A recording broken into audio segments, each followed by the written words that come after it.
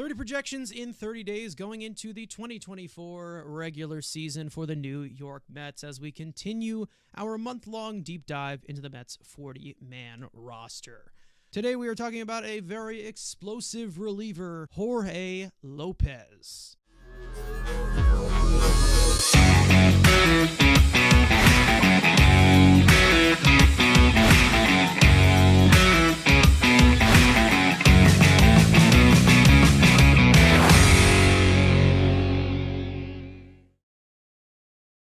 Now, after a tremendous all-star campaign in 2022, Lopez really struggled last season and combined samples with Minnesota, Miami, and Baltimore, posting a 5.95 earned run average, a 5.76 fielding independent pitching, striking out just 18.4% of batters across 59 innings pitched. Among inconsistent command issues and a small velocity dip, Lopez was snake-bitten by a lot of hard contact, with career worst in average exit velocity, hard hit rate, whiff rate, and chase rate.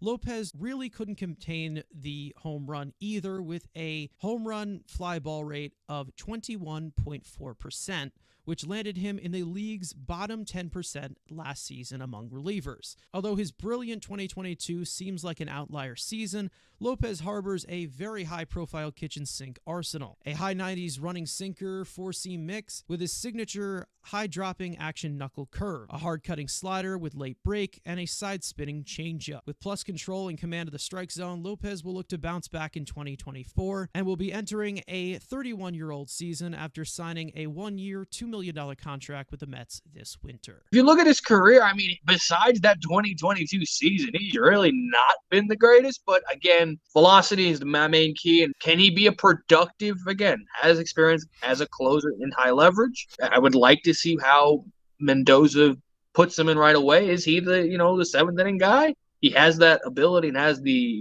some results as a high leverage guy, but again, there is some risk to it. Throughout his career, he's not been great. He gives up a lot of runs, but again, his pitch mix is still pretty solid.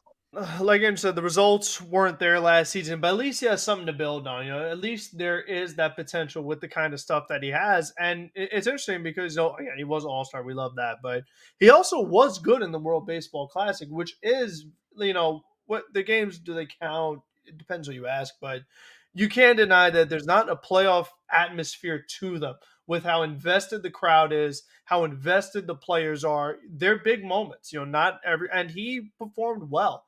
So I hope that would translate, in the New York environment where there is a lot of pressure. If somehow Mets get to a playoffs, at least he's kind of handled like a couple of big moments. But I think just the fact that we're also going by, okay, yes, he does have good stuff, but the fact that, this is a guy compared to a lot of the other pieces we've talked about were carryovers. Jorge Lopez was a guy that David Stern sought out pretty early in the offseason. And what we've talked about with Stern, his ability to identify good pitching talent. For him to get Lopez as early in the offseason as he did, for that to be one of the guys he's targeted, despite for the majority of his career, he has not put up great results. He does still have potential with the pitches that he has. So I think that for something like this, you're kind of trusting in David Stearns as a bounce back candidate for the contract that they gave him, how cheap it ended up being. He provides a lot more than what so many other relievers the Mets have had in the past few years have been on this team. I mean, we've talked about so much. The Mets didn't have guys with velocity. And we know that a lot of the good bullpens around Major League Baseball, they have a lot of high velo guys. So when you add someone like this, his age, he was still right in his prime. He still has some things going for him, even though he did come off a bad year. So obviously we all liked this move when it happened.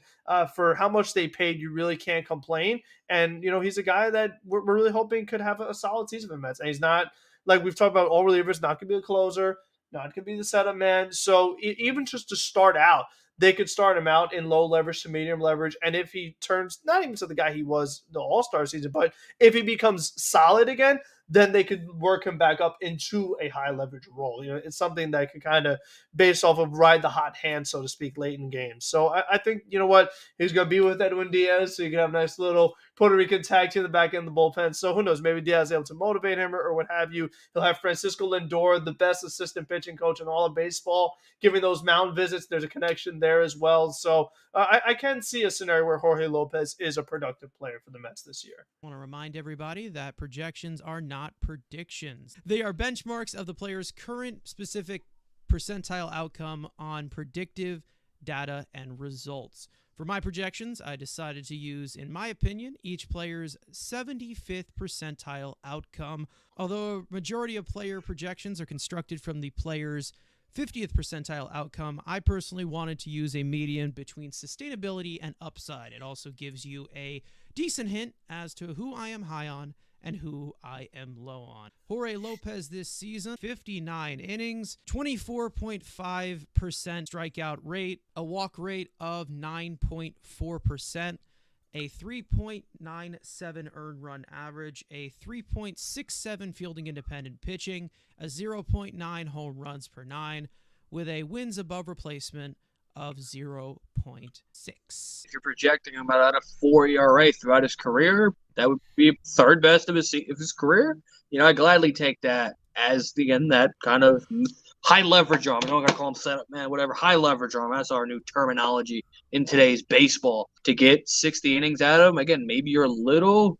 You're kind of killing these relievers, which is the good ones you're already killing. If he's good, keep using him. Again, really had an injury history, if I don't remember. I would obviously love a lower ERA, but again, about 55 innings, being a productive high leverage arm, keep the walks down. We're kind of saying the same stuff for everybody. Again, he has that upside of to be a very good setup guy.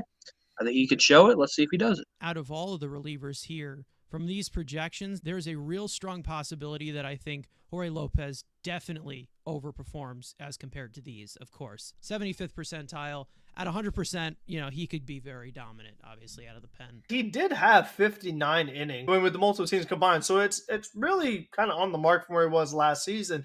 And that's even with him having a bad year, he's still pitched that many innings. So if he is going to be in a high leverage role, I could see him getting a pretty high amount. But I think that if his ERA is in the 4s, that's a little high to be Edwin Diaz's setup man, in my opinion. I think this bullpen has the potential to have guys that are better than that, to the point where he wouldn't beat the setup man because there are other guys on the team who are performing better. So for me, I would hope, and I think he'll be better than that. Honestly, just because, again, all of the different things that we talked about. So I think the innings is pretty on point, but I do expect the results to be a little better, considering all the different factors.